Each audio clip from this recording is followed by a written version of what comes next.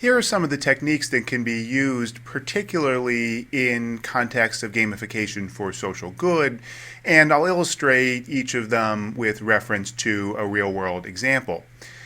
The first example is something called CAPRI, which stands for Congestion and Parking Relief Initiatives.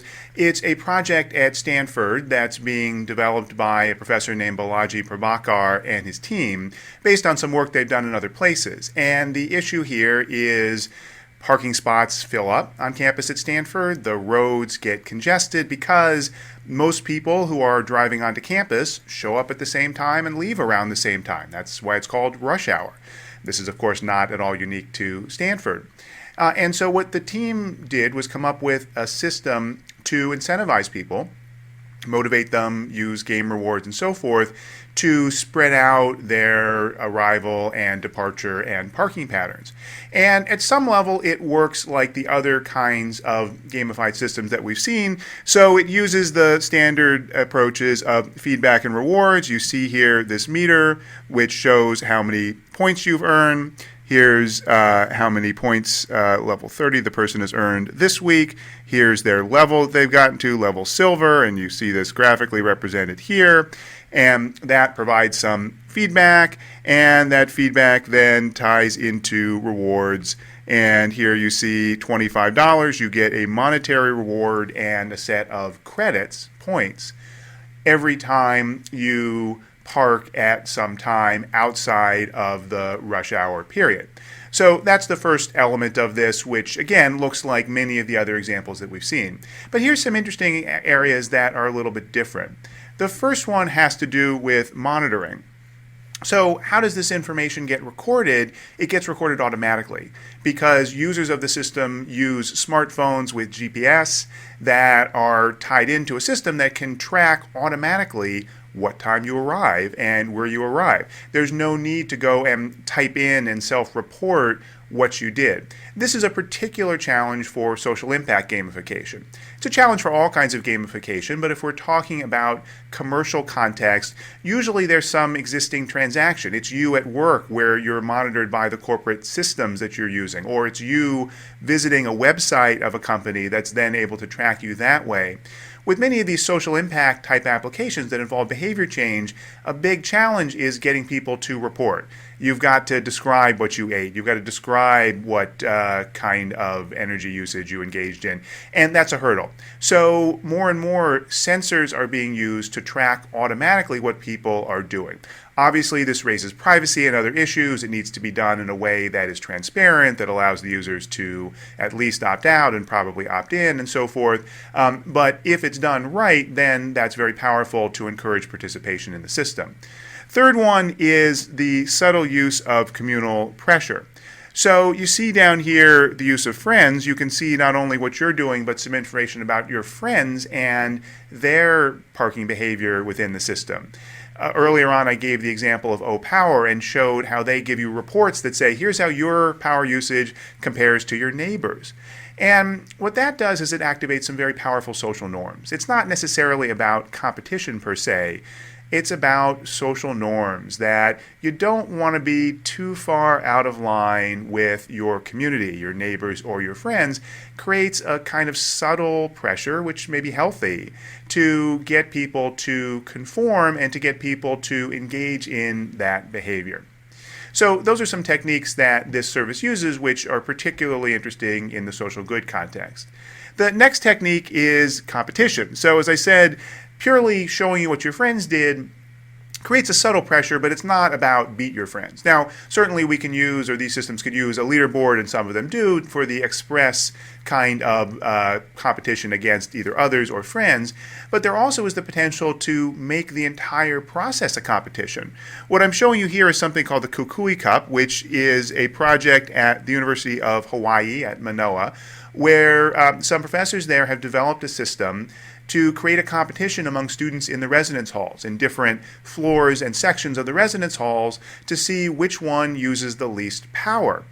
Which one is the most efficient in their sustainable use of energy. And it's got all of the usual kinds of gamification elements that we see, as well as a big educational section. Here are the points and so forth. But the big issue here, and the big thing that I want to highlight, is it's a competition. So the entire process is built around trying to win and do better than your peers. That's something that can be used in other contexts, of course, but it has particular value in social impact. Because the danger of focusing too much on competition in the context of commercial gamification is that it pushes people to compete as opposed to focusing on doing well at their job or focusing on understanding the product that they are going to buy and having a long-term engaging relationship with the company. Competition can result in this zero-sum relentless focus on the competition, which is bad. Here, there's no external existing kind of structure where this is your job. The competition is about trying to take pride in winning, but to get you to something that, again, you want to do, to get this group of students, for example, to use less energy. So the competition has less potential to be dangerous and more potential to be an added motivator that just sweetens the pot, if you will, and helps people get to the desired result. The next one is impact. If you're visiting a company's website, you probably don't care that much if your engagement is producing more sales or some additional marketing benefits for the company. But if you're involved in some kind of social impact activity, you as the user, the player, may care a lot to find out just what impact you're having, what good you're doing for the world. So there's an opportunity to leverage that feedback effect of seeing the ultimate results of collective activity on the site and turning that around and using that to further motivate people. So for an example, this is a screenshot from a company called Practically Green. Susan Hunt Stevens, who is the CEO of the company, is going to do an interview with me later, so I'll let her tell you about what the company does, but basically they motivate sustainability types of actions by people. And you see here, one of the things that they show on this page is what the consequences are of your activity. How much energy you've saved, how much fuel you've saved, how much waste you've avoided, water, trees, emissions. And if you're doing this within a company, you can see those metrics for the entire company. Look at all the good that we have done by using this service. That can be a powerful motivator above and beyond the direct motivational pull of the gamified system. Seeing what you're doing can make a big difference in getting people to do more of it if the objective is something that they feel is a social good. Finally, there's an interesting opportunity to use chance. This is back to the Capri system, the parking system at Stanford. And what this system does is, remember, it gives you either dollars of rewards or credits.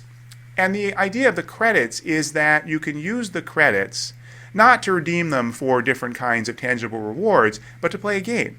To play this basic kind of chutes and ladders game where you have a chance of a bigger reward, but it's random. It's not guaranteed. You give up your certain reward, you might get less.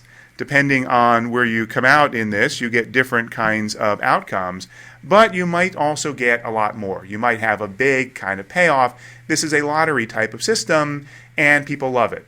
The system has embedded in it also some skill-based or performance-based elements, namely that depending on your status level, you recall there was member, silver, and gold, and so forth levels based on how much people were parking at the desirable times.